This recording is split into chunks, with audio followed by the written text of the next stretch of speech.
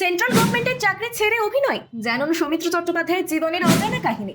বাংলা চলচ্চিত্র জগতের নাম করলেই উঠে আসে বর্ষিয়ান অভিনেতা সৌমিত্র চট্টোপাধ্যায়ের নাম। এবার অভিনেতার জীবনের নানান অজানা কাহিনী উঠে এলো অনুরাগীদের সামনে।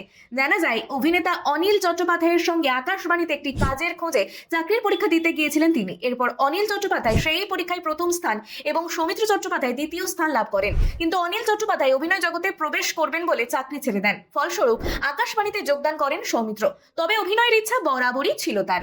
1957 সালে কার্তিক চট্টোপাধ্যায় পরিচালিত নীলাচলে মহাপ্রভুতে চৈতন্যদেবের ভূমিকায় অভিনয় করতে অডিশন দিতে গিয়েছিলেন সৌমিত্র চট্টোপাধ্যায়, কিন্তু জীবনের প্রথম অডিশনে ব্যর্থ হয়ে ফিরে আসতে হয় তাকে। এরপর সত্যজিৎ রায় পরিচালিত জলসাঘরে সিনেমায় শুটিং করতে দেখা গেলে সত্যজিৎ রায় সকলের সঙ্গে তাকে পরিচয় করিয়ে দেন।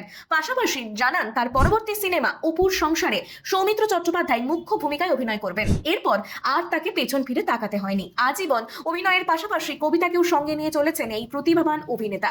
এই অভিনেতাকে কারা কারা পছন্দ করেন কমেন্টে জানাতে ভুলবেন না।